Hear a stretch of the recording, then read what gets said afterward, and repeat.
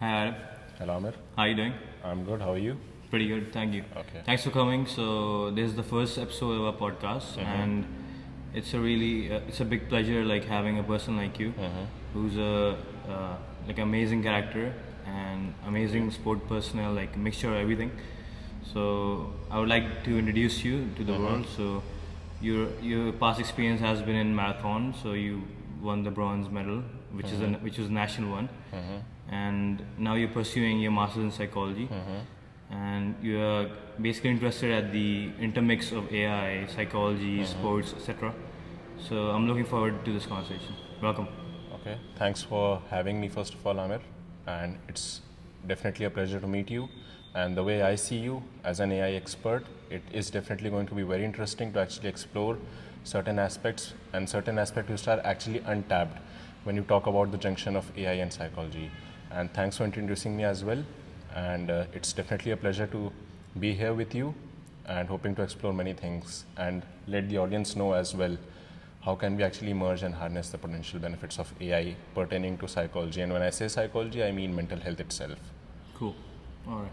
Thanks a lot for the introduction. So we can just jump right in. So Sure. just we can begin with some questions in AI and move on to psychology and how the human touch is important in psychology, etc. We'll talk about some other like AI tools or psychology tools, etc. At the end of this conversation. So first of all, I would like to get your perspective as a student of AI, because you've been handling, I think, AI news for a really big brand and like learning a lot about AI yourself. So what do you think is the coming wave for AI and psychology? Okay, I'll try my best to actually break it into two and discuss first about the AI aspect into it and then explore the psychology aspect.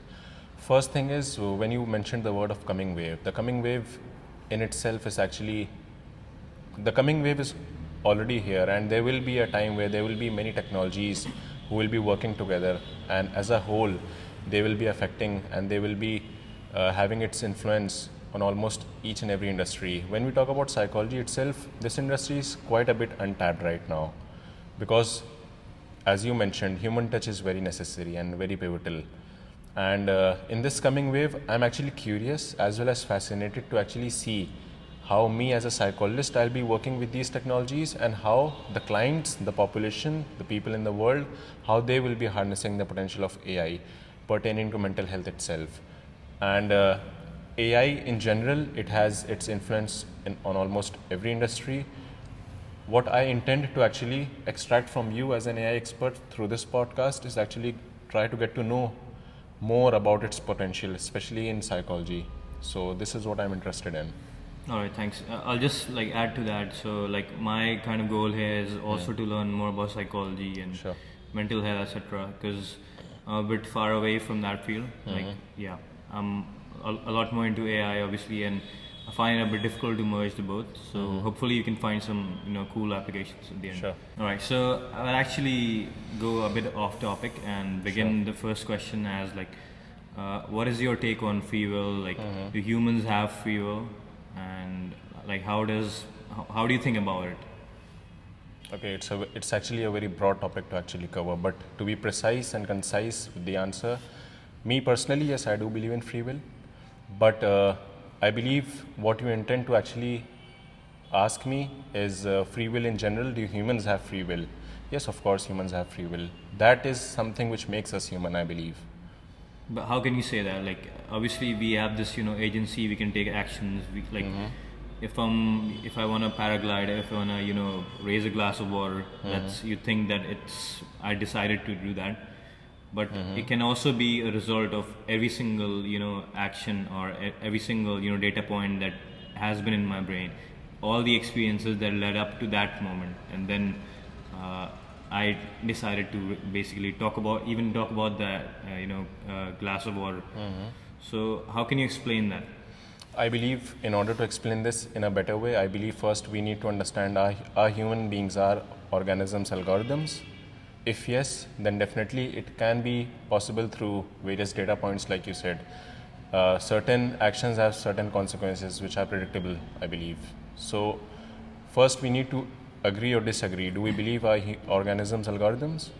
I think we can never, conclusively say that we are algorithms or not.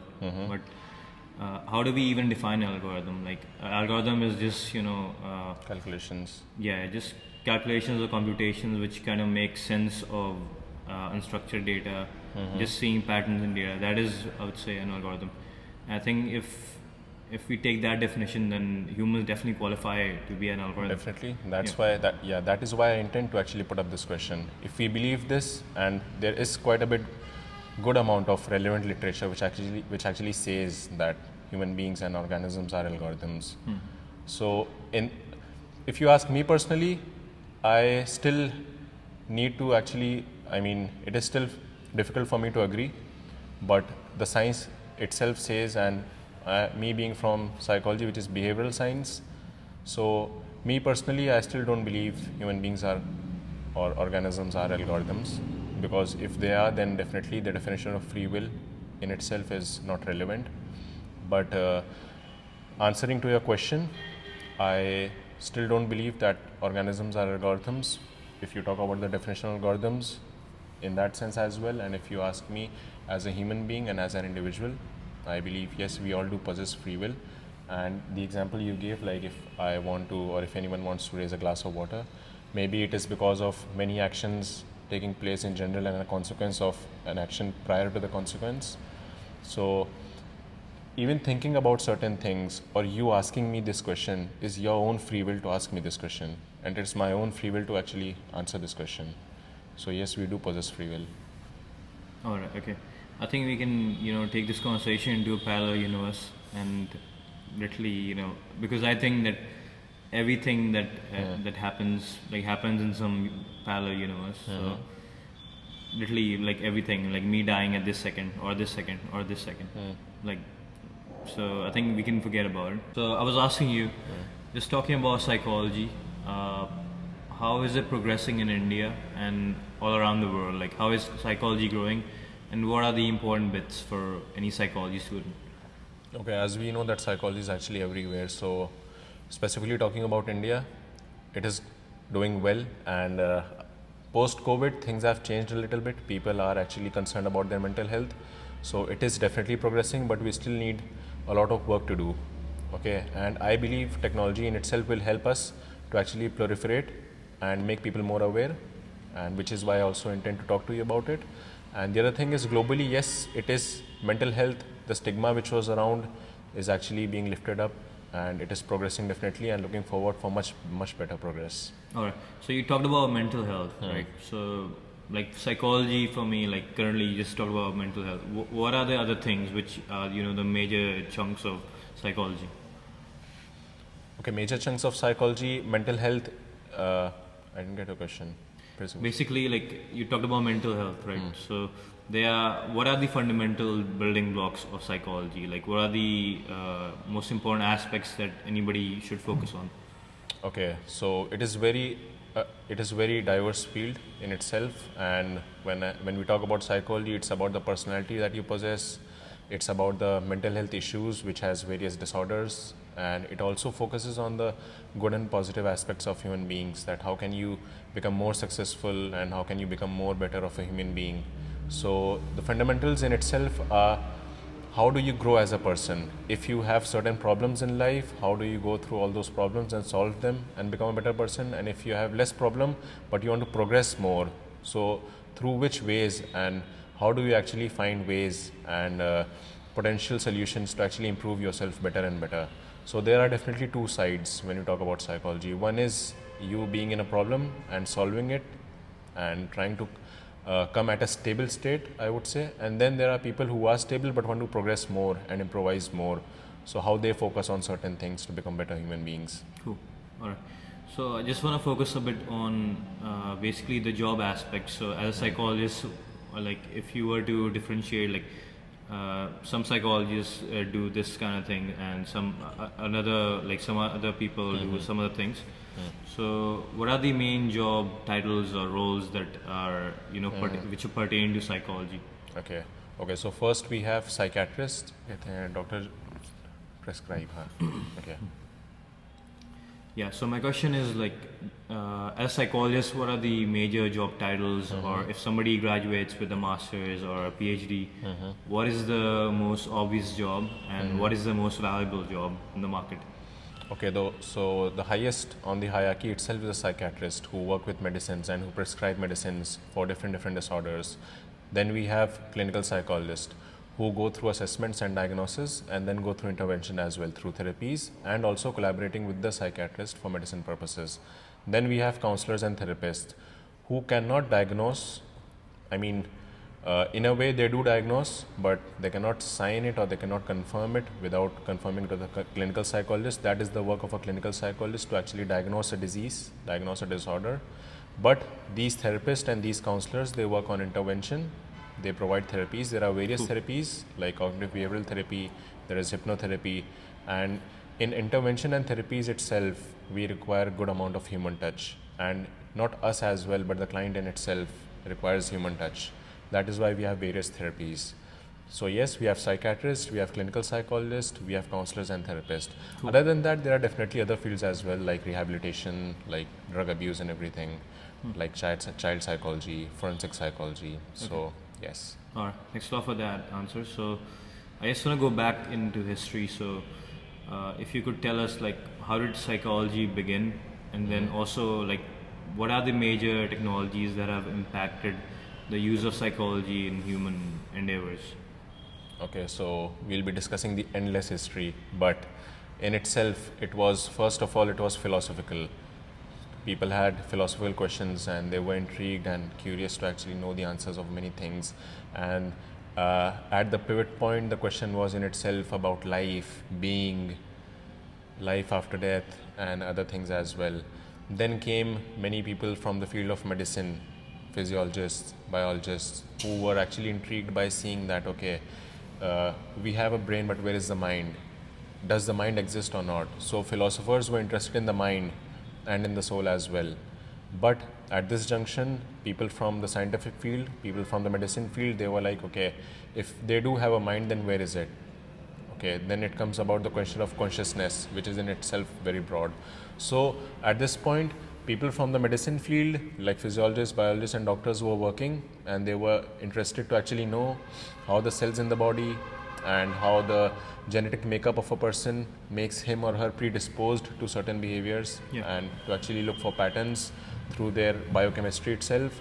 And then came the question through the philosophical people about the mind, the human soul, and consciousness and free will that we discussed about.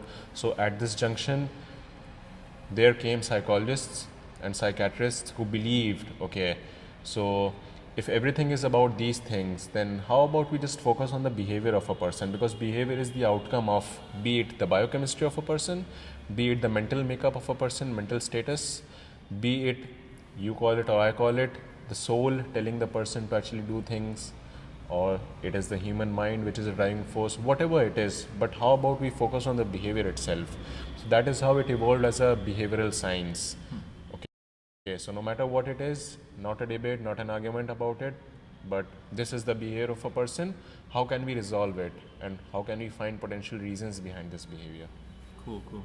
Okay, so just in short, can you also touch on the technologies, as I mentioned, like which were the technologies which had the biggest impact on psychology over the years, maybe past not 2 decades, but the past 2 centuries, I would say.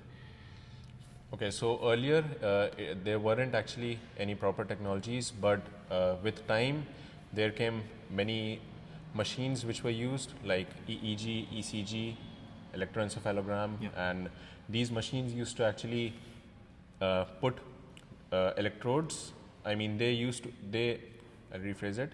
So these technologies were used, and they used to put nodes on your scalp, and they used to actually find your biochemistry and get to know about your biochemistry, how the chemicals are reacting of a depressed person, how they react for an anxious person. So these machines have been used, and these machines have enhanced, and they're working pretty well. Other than that, if you talk about AI itself, we have still not tapped many things harnessing the potential benefits of AI. All right. Okay, we'll get to that. So sure, that is what I also intend. Okay. So, मुझसे पूछो. Okay, how about you tell me?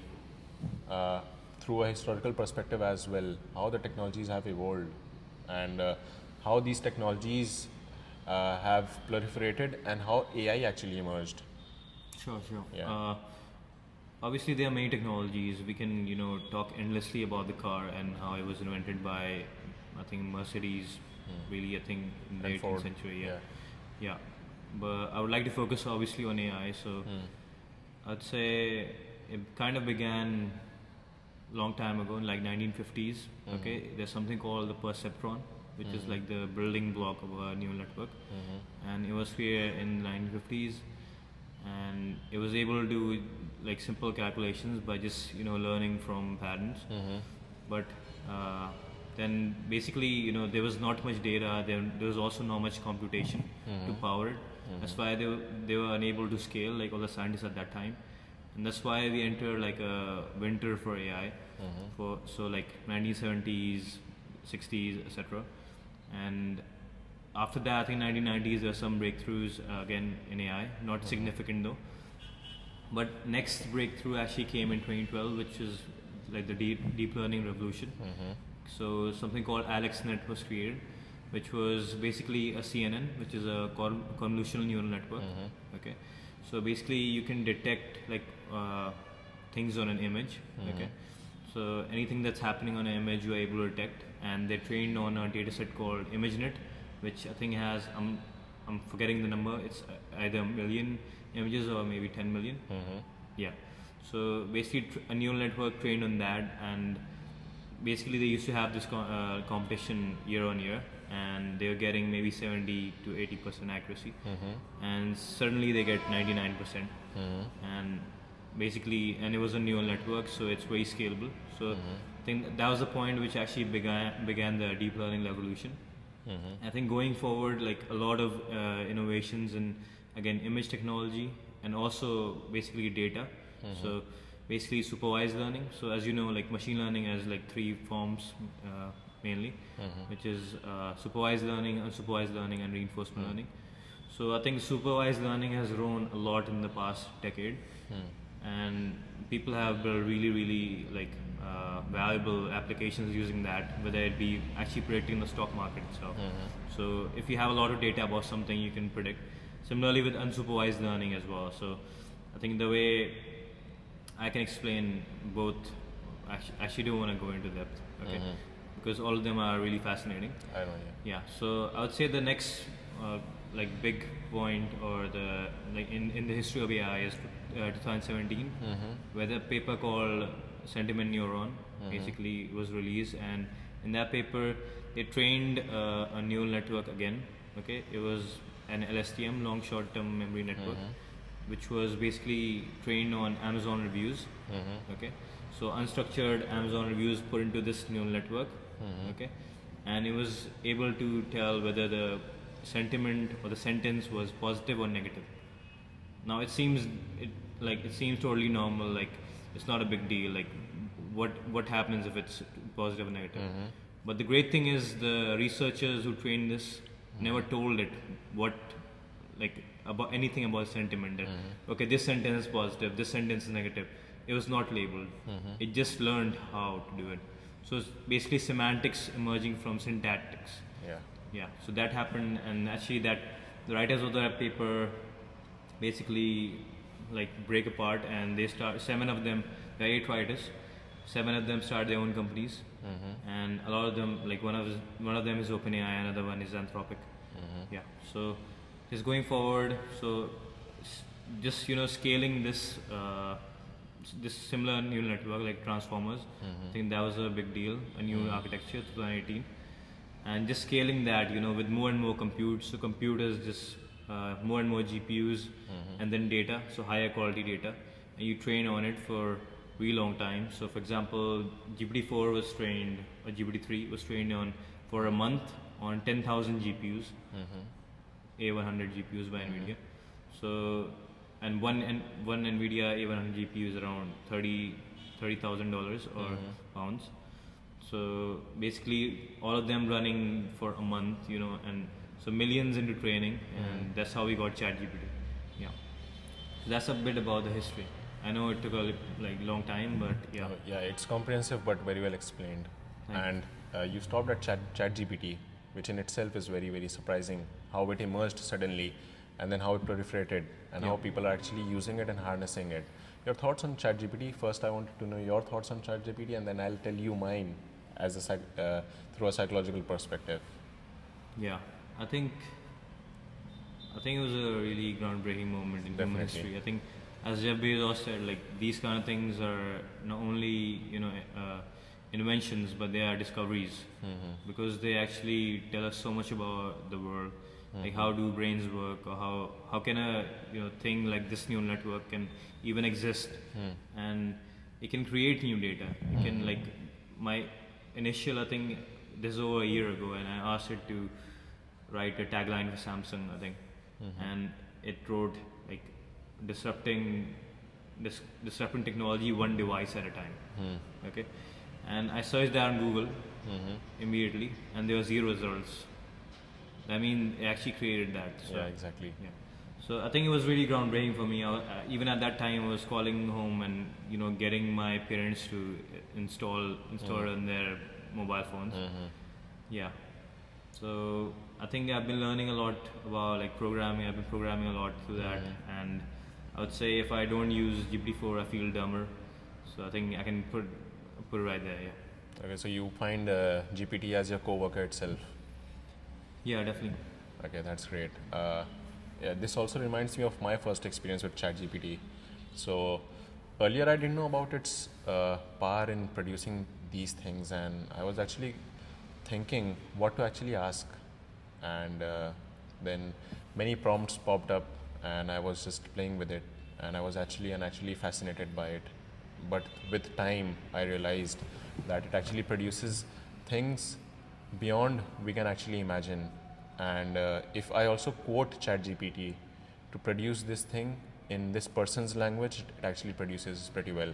So then this is also one thing which intrigued me, to actually find a junction between these two fields, because if this is producing things like if it can produce these things, then it can definitely offer therapies as well, because it knows a lot and it can actually alter itself and morph also. So I was actually curious to actually know if it can provide therapy. So there is one therapy called cognitive behavioral therapy, and it was not so much a long time back, and it was I'll rephrase it.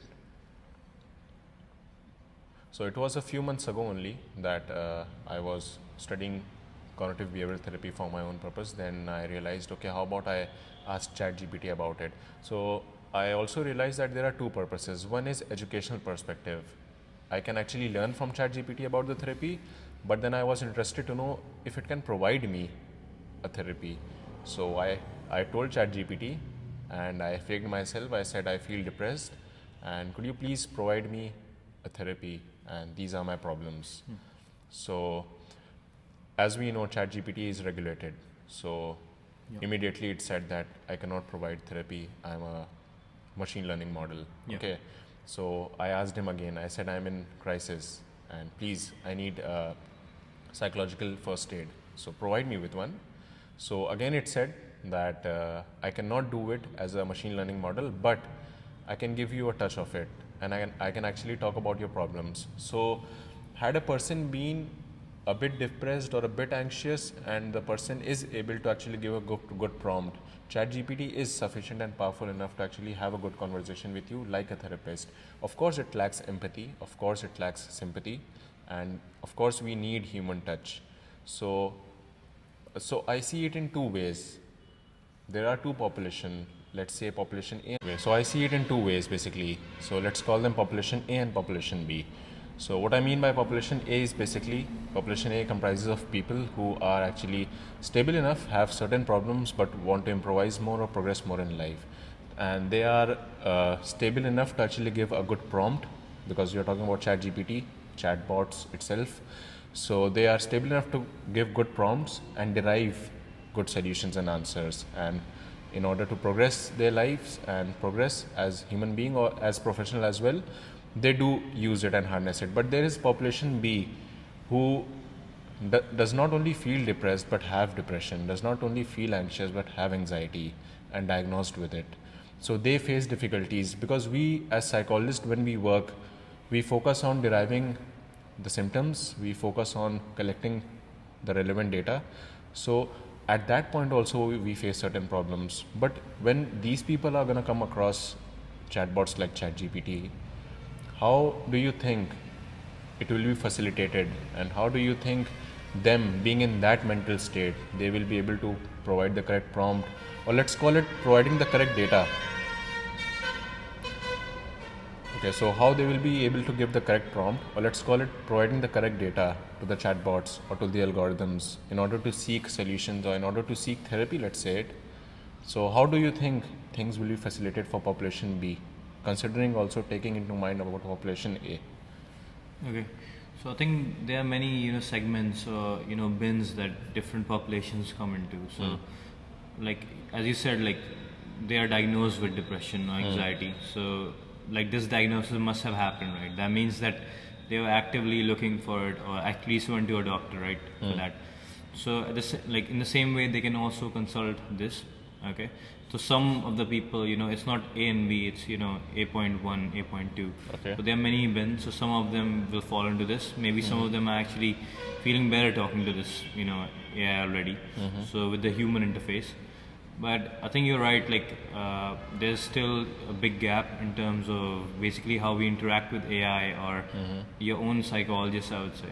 And the basically voice is there. So currently the best you can do is, text to speech by OpenAI or anything else like that, a real conversation flow. But again, it totally depends on you, like where you take the conversation, etc. So still, like even that modality is limiting, and like human touch is still needed. So I would say going forward in the future, like psychology and therapy are still gonna be really important for definitely the set B that you mentioned, and A can be become more and more reliant on this chatbot technology. Yeah. Okay, so this also opens the door for certain things that we psychologists focus on and the client itself. Let's assume I am from population A, and I don't mind discussing things with chatbots and telling it about the things that I'm facing. Yeah. So I am okay with it. It's fine. I give it a prompt and I receive good feedback. It's working. But when it comes to population B, they have trust issues, and their confidentiality in itself is a very huge point. Because we as psychologists, we try to maintain utmost confidentiality. How do you think these technologies and these modalities will be trusted? Okay, population A, okay, they trust it anyways, no problem. How about population B? They have confidentiality issues with the therapist itself. How do you think they will rely on these chatbots with their personal data, with their whatever prompt they will provide, with their childhood histories, their childhood traumas? How do you think they will, let's not call it reliance, how do you even think they will be able to use it at the very first place? Okay, so I think like a lot of maybe especially able people or people with really big disabilities like fall into that category. And I think basically asking them to work with this AI can be a lost cause. But I think a lot of people, like you mentioned confidentiality, right? So that totally depends on how much you trust the company which created that chatbot. Okay. If right? I think there are many things that we can do to actually overcome that as well. Like as you know, many open source models are available. We can maybe take a open source model and just train it on all the data about the patient, and then give that chatbot to just the patient itself. Okay, so in that way it can be nobody is watching on that data, so that can get rid of security, confidentiality, etc. Yeah. So yeah. Okay, so I believe this can be a good way to actually provide a safe space and a private space for people to actually discuss their personal things. I think most people, I don't think they care about any big company watching them, because I don't think people care about that. they're more into, you know, when they talking to a psychologist, they are like, okay, don't share this to anyone, because they're probably human as well. Exactly. But they can be more, you know, relaxed when talking to an AI. Yeah. Okay, it does have certain nuances. First thing is, if we come up with certain mediums through which they can actually harness its benefits. First thing first, we have stigma around mental health. And if we come up with, and definitely with time, we will definitely come up with technologies that can be trusted, not just by them, but by general population as well. If we one day come up with these technologies which are providing safe space, it can definitely help people to actually drop off the stigma. If the stigma is around, and if a person, an individual, is actually trying to seek to go to a therapist and talk about his or her problems, and if he sees a chatbot or a technology like this, so he will be like, okay, there's so much of stigma around, and if I go to the therapist, people will actually get to know about it, and then the stigma, it consumes people, and it stops them, hinders them to actually go to a therapist. It impedes their progress as an individual. If we come up with technologies, then definitely it will be very beneficial. First reason, it will not harm them in any way. If they have stigma in their mind, they will be like, okay, there is stigma going around, I will rely on this technology, no one will get to know about it, I will just be in my room and talk to my virtual therapist. One. Two is, it will definitely be cheaper. As we discussed about proliferation, if any service or technology or product is available, and if it is wide, if it is diverse, and if it is cheap, then definitely people are going to use it. The other problem which can be resolved is geographical problems. A person in just his or her room, in just a laptop or in just a mobile, if they will be able to use these technologies. So, like me being a psychologist, we do care about the stigma being dropping off. We do care about two stages. First stage is when they don't come to us. Why they don't come, what stops them is a different thing, which I discussed stigma and geographical things. Second stage is when they come to us. Okay, when they come to us, okay, we are trusted, we go through our intervention. But yes, I totally agree with you. With these technologies, if we come with a good medium, we can definitely work upon stage one, which is when they don't come to us. When they don't come to us, where do they go? Do they go in safe hands? Do they go where they can trust with their private conversations they share? Do they find it cheaper? Do they find it good? So definitely, I totally agree with you. This can definitely work. Okay, just one thing I actually want to focus on. So let's not focus on the people who are at home who never came. Sure. But let's actually talk about some person, like from your past experience, and I actually say, like, also ignore the ones who are, you know, like too ill to, you know, probably exist on their own, or, you know, need serious therapy. Let's ignore that as well. Okay, sure. But let's talk about some, you know, mild case where they are having problems in their own head, or some other kind of disability. Okay, and this person comes to you. How do you interact with them? And if you can just sum it down into like a short version. Okay, we always have our first principle. What brings them here? So they tell us about their problems. So their problems ultimately becomes the symptoms for us, and we seek symptoms through their problems itself. But our intervention strategies are almost similar. Doesn't matter about the population. Our focus is primarily on the problem itself. Okay, Let's take a sample problem. So like this person came to you, and you can choose any, you know, scenario, but what is the problem that they were facing? Let's talk about the problem only. Okay, so a normal person comes up, okay, and good functioning, does his or her all the chores throughout the day, then just feels depressed, and the person himself or herself is a bit confused why he or she feels depressed. So we help them explore, we ask them about their problems, we ask what has happened recently in order to actually get to know what has changed, because if any change takes place, it hinders their adaptability. Yeah. So we are the listeners, we are called the listeners army also. Okay.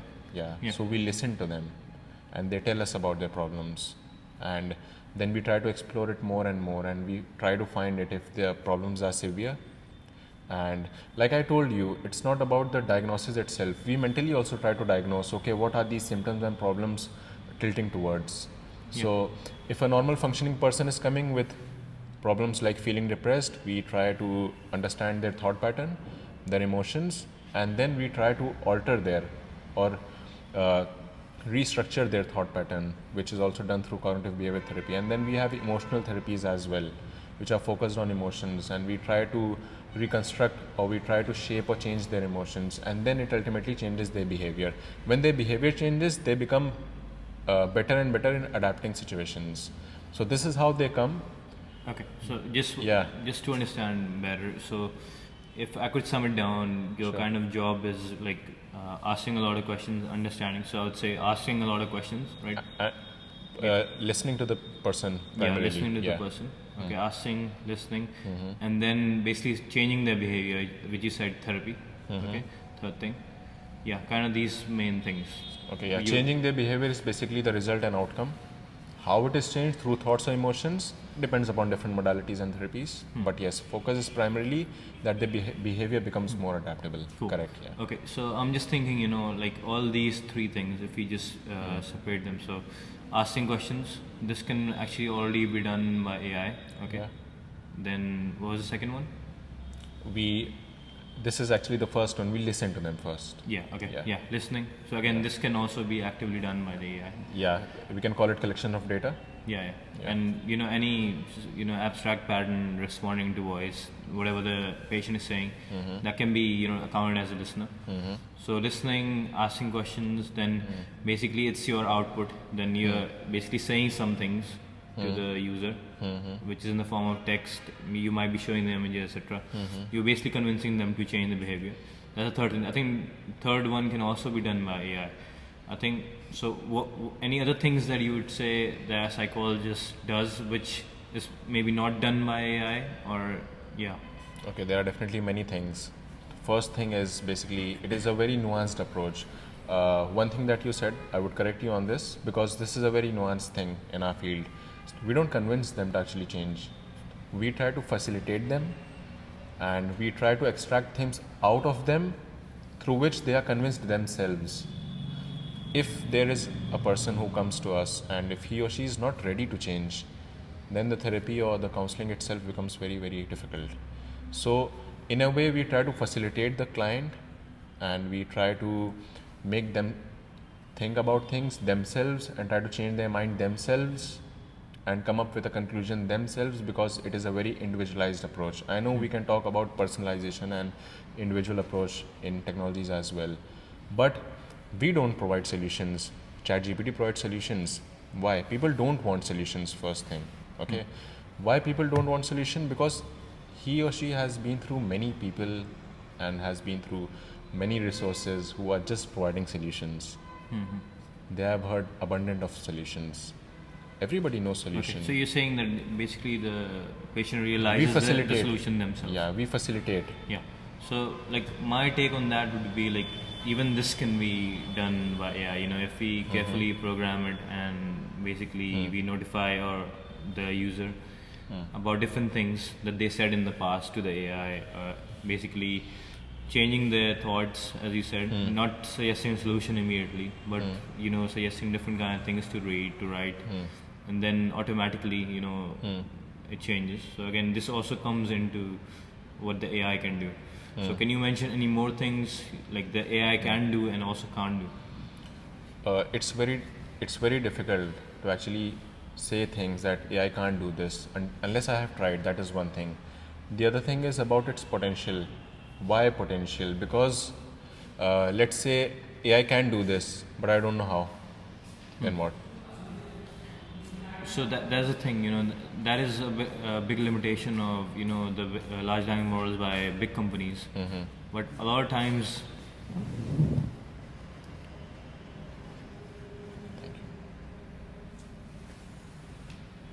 yeah. So as I was saying, a lot of times, like some open source solution which is totally uncensored, that can be asked to do anything.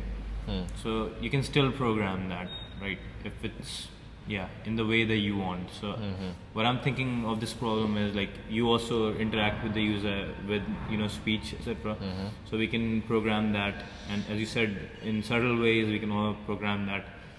So yeah. So any more examples like these? Okay, one example can be, let's say, whatever you're hypothesizing, let's say we have that service and it is working, but uh, I'm a person who is interested to actually use it, but I am not stable enough to actually know the potential benefits of it, and I'm not giving the right prompt. So Yeah, that is why at the very first place I had said it's difficult to answer what AI can do and can't do unless I have tried, or unless I don't know how to actually try it. Yeah, I understand. I think like a big difference is like you're thinking of Chat GPT, plain vanilla Chat GPT, and you go there and there's nothing, there. The user has to type everything. Exactly. But it's possible to, create chatbots, maybe powered by the same technology, but now the AI actually begins the conversation. It steers it in a specific direction, and also, as you said, doesn't suggest the answer, but subtle.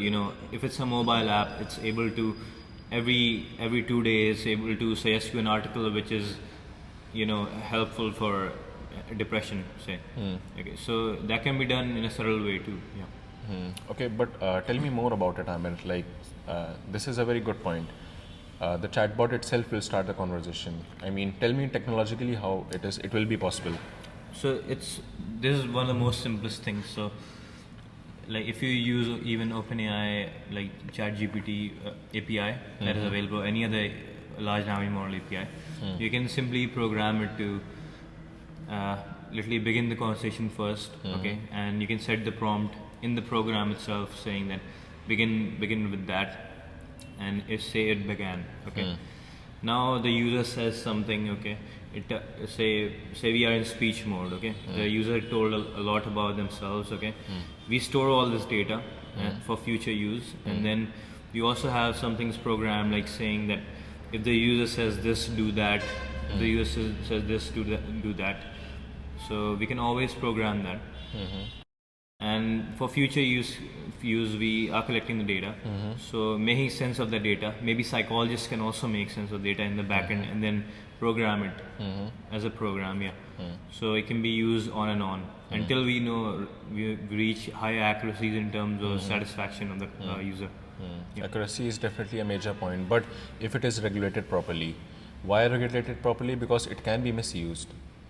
Why it can be misused? Because let's say, okay, I have started the conversation. Chatbot is asking me good questions, but how likely do I know where to stop, or how likely the chatbot knows? Okay, so now the conversation is tilting. Okay, how the chatbot itself will know that? Okay, after this conversation, or after this sentence, let's just stop because maybe the person is becoming suicidal, or maybe the person is not giving the correct prompt. How do you think it can be regulated as well if we hypothesize that one day we will have this technology? Okay, very simple like question I would ask you. Sure. Like how would you know? Like how would you know that we need to stop if somebody's suicidal? Okay, definitely. That is where the human touch comes, sir. Because But it's not even so. Like how do you know? Like expression, feelings, emotions, body language, eye contact. Yeah, We read it. So, of course, through natural language processing, I know that words can be interpreted pretty well, but it is the person himself or herself, we see them, you understand, we see the body language. It is not about if the person is lying or not, or being truthful or not. That will also be a major thing to be discussed when the person will be talking to the chatbots, that if he or she is providing the correct data. Many people don't accept their problems, so how will they frame it? So this is where the human touch comes. It's not just sympathy or empathy, it's also about reading the person. Okay, so here we are assuming that the AI can't read anything at all, which I think might be partially true in this current scenario. Yeah, that would be better. Yeah. Saying it partially true would be better, I believe. Yeah. Like I think even a year ago it was totally like untrue. Like we can't detect the emotions like definitely as good as accuracies right now. I think the biggest breakthroughs like GPT-4 vision. So it can basically do a lot of reasoning to that. It can definitely do emotions, etc. Again, body language is a bit too far for now, but maybe GPT-5, etc. can have that. Okay. So I think we can also incorporate that into this application. that the front camera just watches the user about how they are behaving, etc. And like simpler ways currently are for suicide or any kind of these kind of things. Is if they say it in text, right? Sometimes a patient might say it to the psychologist itself, right? I'm feeling suicidal, I'm feeling this way, that way, and that text can be interpreted, and we can program it again to just respond saying that like you need help, let's call someone, etc. Yeah. Okay, through programming itself, it is very appealing for me to actually know how through programming it will be, because let's say one day if you and I collaborate and make a product or service, I will be focusing on very nuanced approaches. Like I told you, first and foremost thing is actually being a good listener. But when I even tell ChatGPT, and I have tried this many times, I tell ChatGPT that okay, sir or ma'am, just please listen to me. I want to spill things out. But to every prompt, it has a reaction. And currently, it's not a good listener. Because even if I say, okay, just hear me out and just listen to me, it replies, okay, I'm listening to you. And then I say, just stop and just listen to me, it again says, yes, I'm listening to you. Listening in itself is very much a one-way progress. So definitely, if we focus on these nuances, and if experts like you in technological field, we can definitely work upon these things and collaboratively work to provide services and technologies that can definitely be harnessed. Yeah. Do you have any specific question pertaining to giving people and the general audience as well, and the population who are going through mental health problems? Do you have any specific question that you would like to explore or you would like to know from me, and it can maybe facilitate or create more awareness in technological field? Sure. Yeah. So like my first question will be like, how do you see what is your perspective? Like you can keep it short. Sure. About these chatbots proliferating into the society and having an impact on people's mental health. Okay, so again, two doors are always open. People are harnessing it, people are using it, and then people are misusing it as well. But the question comes up, what regulates it? Because student body is very large, and students actually knows the benefit of it, and it's difficult to actually say if that this thing is a misuse. Why is it a misuse when it is a technology actually given to serve the population, right? So it's difficult to say if it is a misuse or not. But then the thing comes up with the population which we serve, who are going through mental health problems. Me personally, when we provide therapies, now we are also on the verge of accepting many therapies through online modes. So we focus on therapies which are in person, because in person therapies have absolute human touch. And then it comes to therapies which are through online mode. Personally, yes, like I told you, there are stages. When the client comes to us is a different stage, but when the client doesn't come to us is a different stage. In between, there are online therapies. Okay, online means I am on my video call and giving a therapy to the person, which doesn't have its 100% benefits like in-person therapy. But then again, like I was reading also, and I know there will be anytime soon, there will be virtual therapists who will be working as virtual therapists, and things like creating avatars, right? So from point A and point B, point A is the person not seeking counseling, point B is the person is in safe hands for counseling. How many things we can include in between, because bridging a gap is always a step-by-step process. We cannot jump from this cliff to that cliff, right? So what I also intend to ask from you, and what I also want my audience to know, that how can we bridge this gap as much as possible? Okay, let's say step 2 is online therapy, step 3 is VR therapy, then step 4, then step 5. Because bridging this gap will ultimately mitigate and ultimately drop off the stigma. Yeah.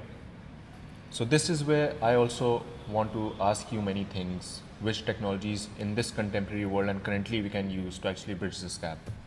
Okay, so as you mentioned, for example, VR, we can dwell a bit on that. Sure. So my take on basically any chatbots which are available for mental health, etc. I wouldn't say that it's like good enough at all. So definitely the chat interface is a really big put off. And maybe if there's text to speech and more human-like elements, which is a bit difficult to develop.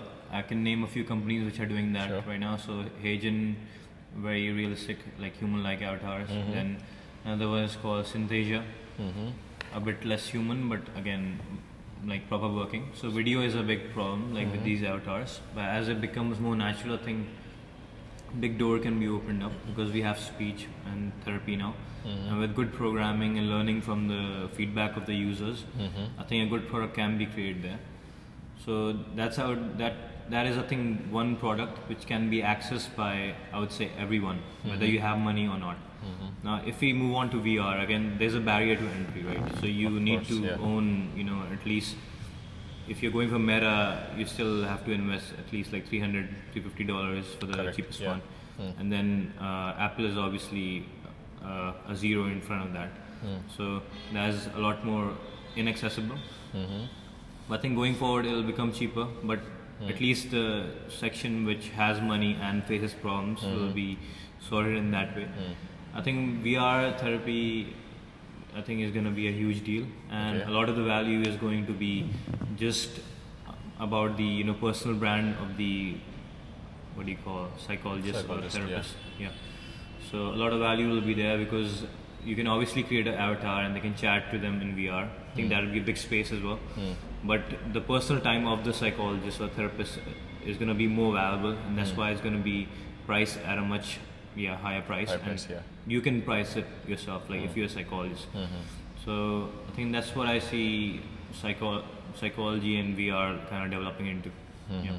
I also read somewhere about creating that avatar.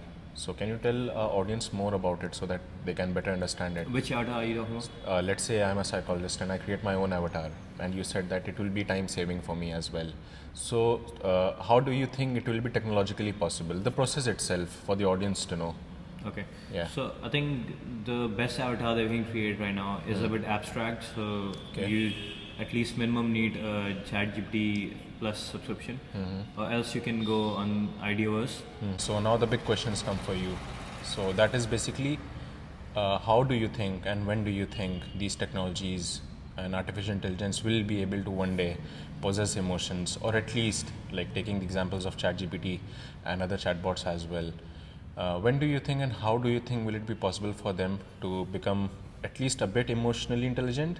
And the other thing is, or at least provide emotional responses, or be able to trigger the emotions through providing emotional responses. Sure. Yeah. So, like, I would like to mention, consciousness. I think, like, we don't know, like, whether we are conscious or, any machine is conscious or not. Like, there are many computations happening in a laptop, and it can do many things. And we have no idea whether that is conscious or not. We don't know whether unicellular organisms are conscious or not. So that debate is actually like very different. But talking about just emotional intelligence and how it can impact, how basically it will be available to everyone around the world. I think it totally depends on the belief of the user, like about what they perceive the AI to be, or anything they're interacting with it, and how they perceive. So I think it's definitely gonna be possible, like if we actually move really into the future, like 20 years or maybe a few more decades after that. So let's imagine they are literally like robots, and even the robots are in human-like form, right? And you mentioned human touch, right? So if we're able to replicate all of that really in the form of a robot, still it's the basically judgment of the user whether they think that's human or not.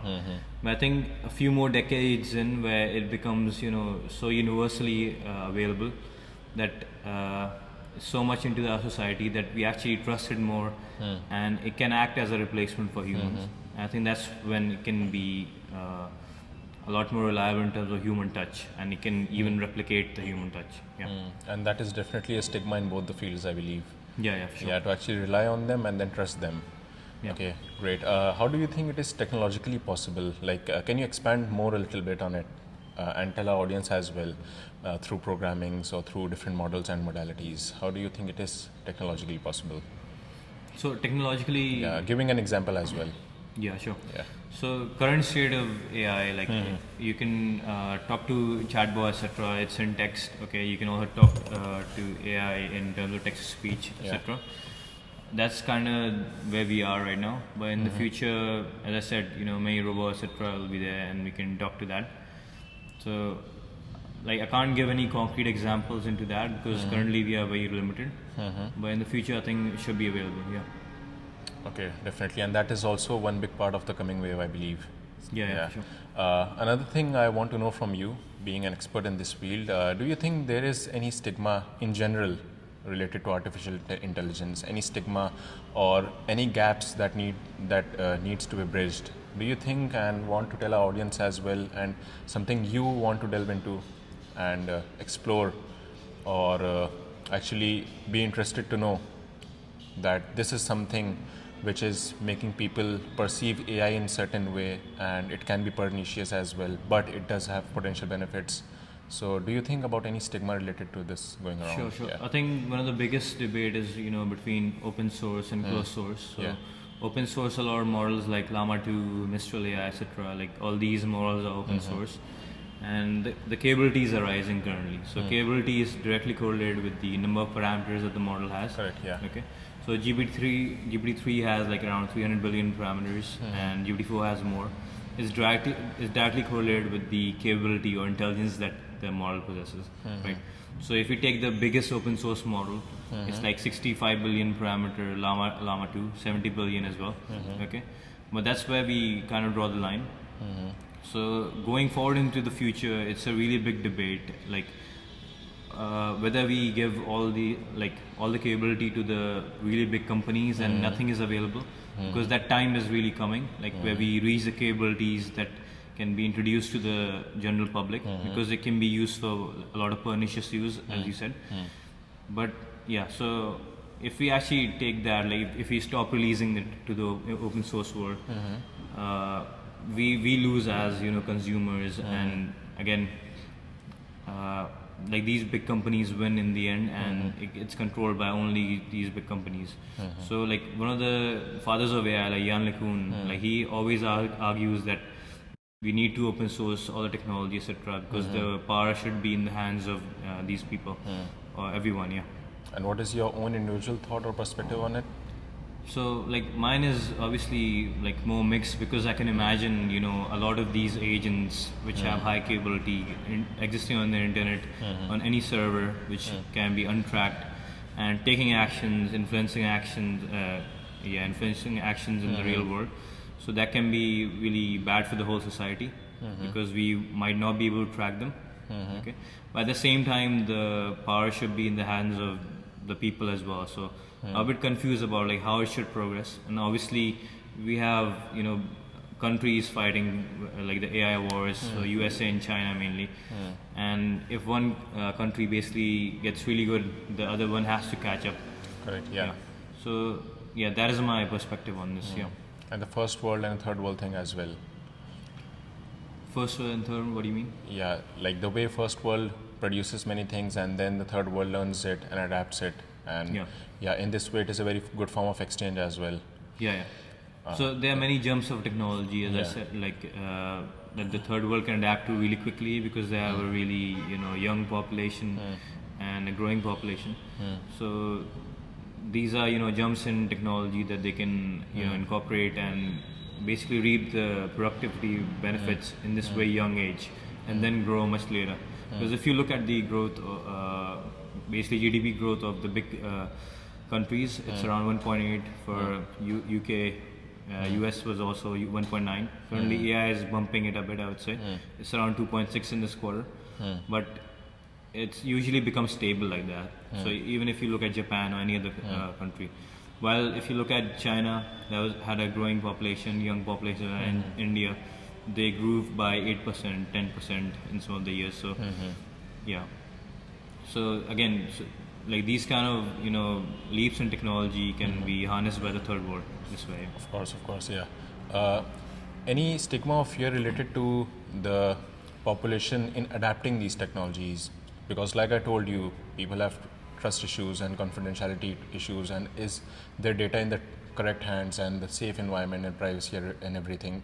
Like this example that you gave me, yeah, okay, but for other people and other population, they see how technologies are just coming in a very good speed and great speed, but they somehow they fear in adapting it. And this is the other thing, how to use a technology, but adapting, because us being from psychology and mental health field, we are very much aware about the stigma and the fear that goes around in adapting counseling services and therapies as well. Yeah.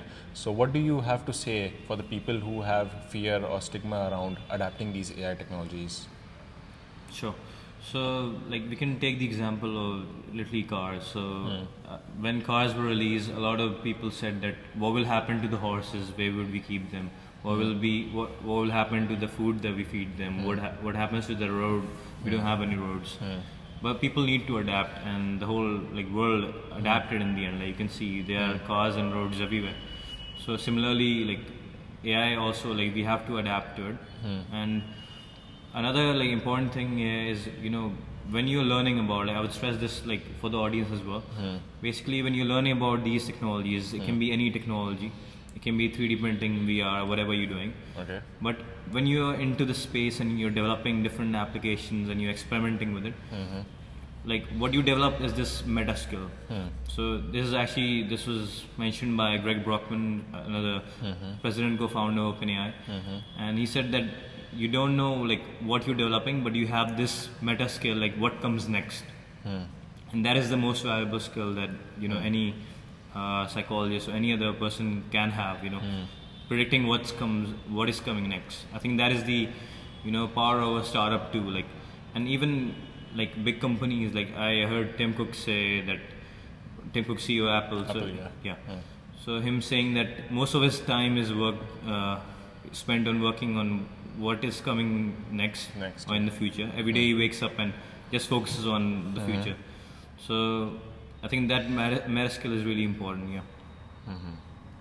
Okay, that's great. But the thing is, basically, I'll just cut it off थोड़ा सा, formulate गलत कर दिया है.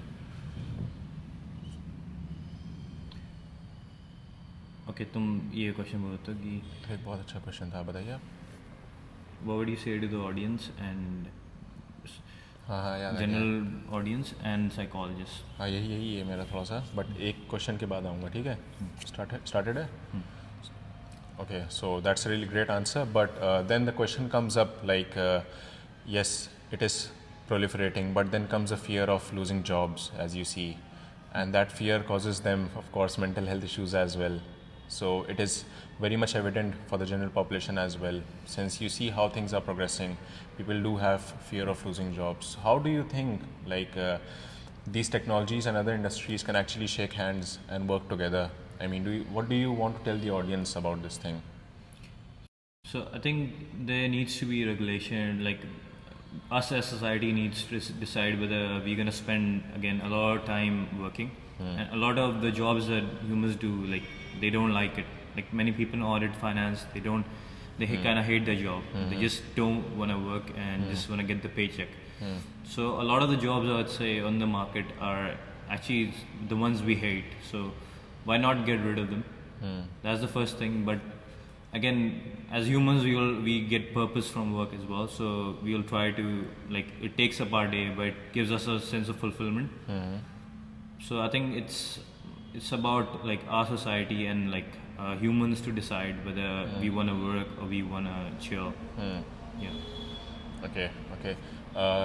One of our most pivotal work to actually do is to change the thought process and the perspective of people and their belief system. But now I give you the stage to actually tell the general population and change their perspective, if you can, as an AI expert, how to actually morph and actually come along with this thing and release their fear about AI and how they can actually leverage this potential. So how would you, as an AI expert today, change the perspective of the people and the general population, and how psychologists can also shake hands with these technologies?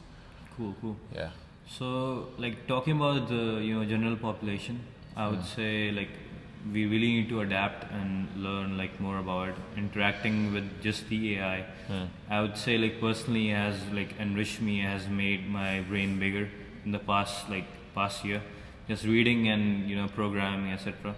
I think language is so fundamental to whatever that we do. It actually powers all subjects that we know.